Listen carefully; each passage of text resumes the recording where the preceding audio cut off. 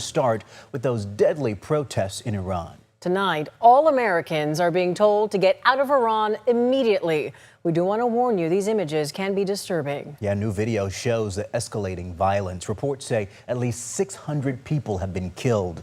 Many are feeling agony and grief in Tehran as desperate families search through mounting body bags to try and find their loved ones. This started as protests over staggering inflation and a currency collapse. President Trump is now weighing a military response to stop the violence, but says Iranian leaders called him over the weekend, claiming they want to negotiate, echoing a statement today by Iran's foreign minister who says Iran is prepared for war, but ready to talk. Here at home, Iranian-Americans say the wait to hear from family members has been agonizing. Yeah, ABC 10's Nazi Javid is live in the studio with the local impact. It's really true as Iran faces an internet blackout and crackdown on protesters with hundreds reportedly dead. People here in Northern California say they are watching from afar, often without any way to reach their loved ones. And we want to warn you, this story contains material that some may find disturbing. Chants for freedom ring out as Iranian-Americans take to the streets in California, saying what's happening thousands of miles away is deeply personal. Robert David helped organize a demonstration in Turlock Sunday. He says many here still have family inside Iran, and daily life has become a struggle. They don't have job, they don't have food, they don't have meat. They forgot the taste because for years they never eat like stuff like that. On Monday night, human rights groups say at least 600 people have been killed as Iranian authorities continue a violent crackdown on protesters.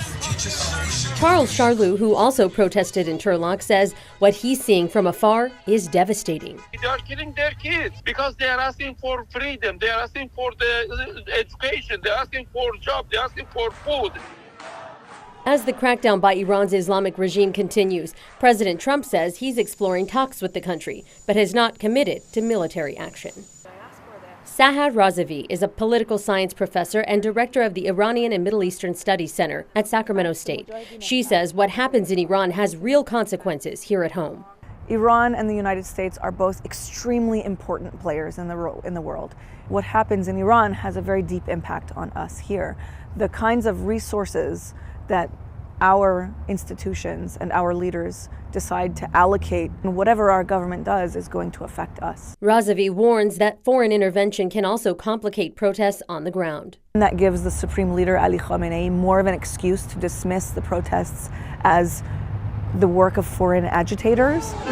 People also gathered in Roseville, where Iranian-American Bardia Hariri says the internet blackout has left families here desperate for answers. The internet has been shut down for days. Many of us who are in abroad don't even know if our parents are still alive or not. And as the Trump administration weighs next steps, Hariri says his message is direct. I just ask President Donald Trump, do not negotiate with this regime. Please help Iran. Please make Iran great again. And many Iranian-American protesters here at home are voicing support for Reza Pahlavi, the son of Iran's last Shah, who has called for a transition away from the Islamic Republic. And analysts note his level of support inside Iran is still unclear. But meanwhile, the Persian community in Turlock says it plans to continue rallying on the weekends until they see change in Iran. Back to you.